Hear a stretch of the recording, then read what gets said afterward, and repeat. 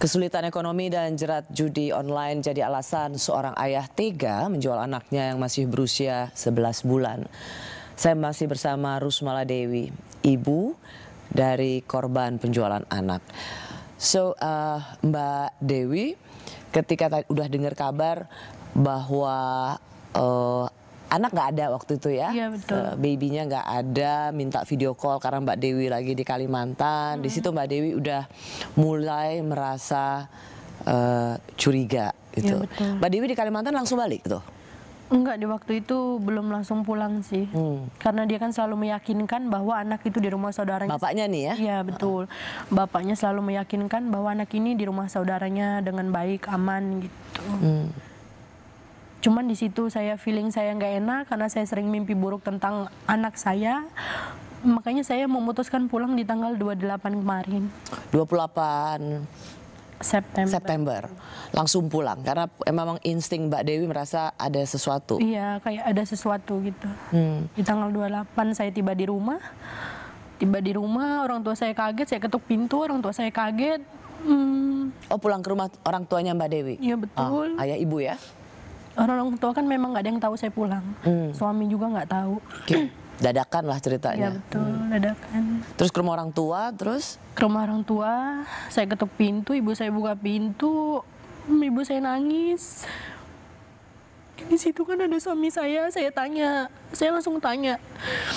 Di situ pokoknya yang ada pikiran saya cuman anak. Di mana anak kita? Ini nanya ke siapa? Ketanya sama suami. Oke. Kan kebetulan suami ada di situ. Oke, di rumah orang tuanya Mbak Dewi ya? Iya, betul. Saya tanya di mana anak saya, terus dia bilang ada di rumah saudara. Kalau memang ada di rumah saudara kamu, ayo malam ini kita ketemu. Aku pengen ketemu, aku kangen. Di situ dia nggak bisa jawab. Dia bingung. Oh, saya desek. Di mana Rizky sekarang? Di situ dia baru jawab sambil nangis, iya anak kita udah nggak ada. Aku bilang kemana? Udah saya jual sama orang Tangerang. Kamu jual dengan harga berapa? Dia bilang di harga 15 juta. Di situ saya kaget, saya nangis. Kenapa kamu jual? Berarti selama ini yang kamu bilang tanggal 20 kamu ke tempat saudara kamu pinjam uang itu semuanya bohong. Dia bilang iya, aku berbohong di waktu itu karena aku butuh uang. Uangnya untuk apa? Dia bilang nggak tahu, pokoknya habis dengan gitu aja, berjalan gitu aja uangnya habis. Oh, langsung ngaku ya? Bahwa anaknya Mbak Dewi dan suami atau anak kalian itu dijual dengan harga 15 juta. Iya, langsung disebut angka jumlahnya. Karena di situ saya desek, dia bilang gitu. Dia mengaku bahwa dia berbohong. Terus ayahnya juga ngaku bahwa dijual. Iya, betul. Di Tangerang gitu. Oke. Apa usaha Mbak Dewi ketika dengar itu?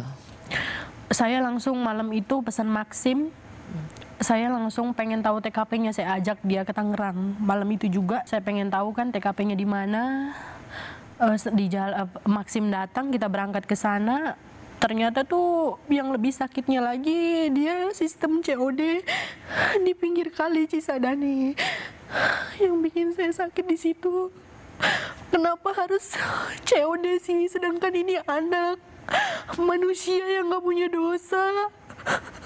Sedangkan kita beli kucing aja harus tahu di mana tempatnya. Ini loh anak, anak bayi yang nggak tahu apa-apa. Dia COD di pinggir kali Cisadane, saya tahu tempatnya. Mereka transaksi di situ dan bikin surat perjanjian hitam di atas putih antara suami saya dan si penadah ini.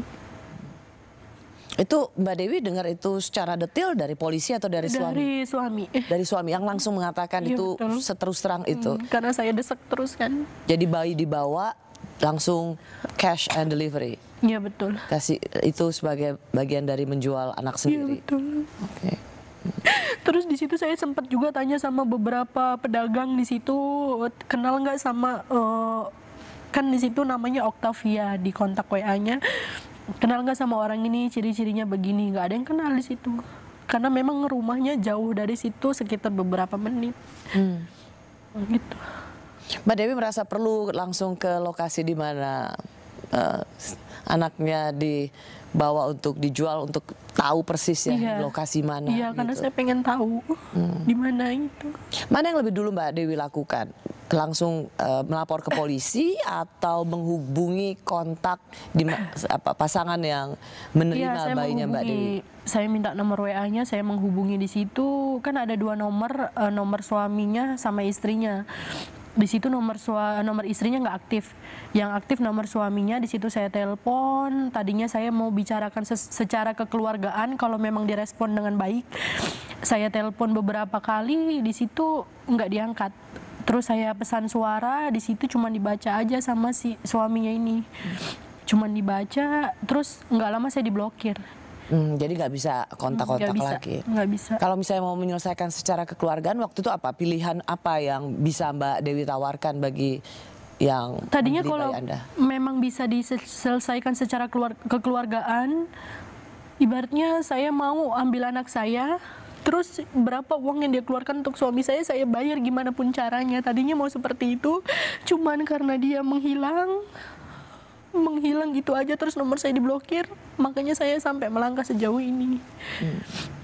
Oh, karena memang sudah langsung diputus kontak ya? Iya, betul. Padahal kalau bisa baik-baik mau bayar 15 juta tapi kembalikan anak saya. Iya, betul. Itu opsi atau pilihan yang Mbak Dewi mau ajukan ke pasangan itu. Betul. Tapi karena diblokir jadi nggak bisa. Itu yang membuat Mbak Dewi ke polisi? Iya, betul. Oke. Di tanggal 28 kan saya malam ke Tangerang itu, tanggal 29-nya saya kasih waktu ke suami 1 hari. Tanggal 29 saya kasih waktu dia 1 hari, kamu cari keberadaan anak kita di mana. Kalau memang kamu tahu anak kita di mana, biar saya yang jemput. Itu cuman. Jadi Mbak Dewi minta pertanggungjawaban suami, pokoknya cari anaknya supaya bisa kembali. Iya. Dia melakukan hal yang diminta Mbak Dewi? Iya, dia cari-cari karena dia memang nggak kenal sama si penadah ini, nggak kenal sama sekali. Jadi dia cari-cari, di situ nggak dapet. Saya di situ kesel. Di tanggal 29 malamnya saya tanya lagi, kamu kenal dia di mana? Terus dia bilang kenal dari Facebook, karena si penadah ini pernah posting untuk mencari anak gitu. Jadi suami saya di situ langsung messenger gitu. Oke. Jadi memang nggak kenal sama sekali. Jadi dia di situ setelah saya bilang cari anak kita di mana, di situ dia bingung mau cari kemana gitu. Kan ada nomor teleponnya seperti yang Mbak Dewi bisa lakukan? Iya, karena nomor teleponnya udah diblokir kan dari kontak WA-nya dia itu. Jadi baik suami maupun Mbak Dewi juga sudah diblokir nomornya, jadi nggak bisa kontak sama sekali. Itu yang membuat Mbak Dewi melapor ke polisi? Karena kesel gitu.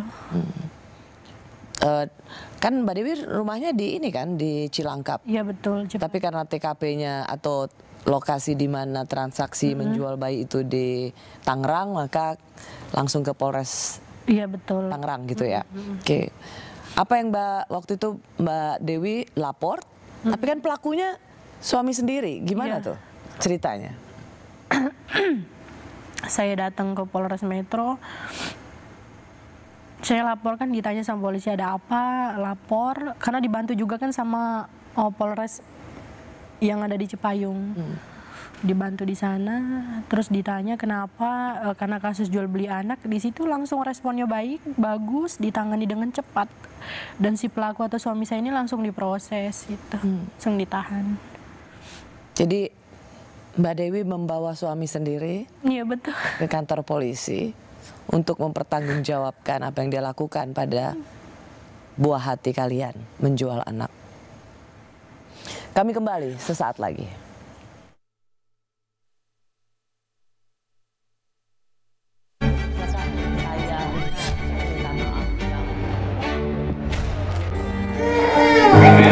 Saya berterima kasih banyak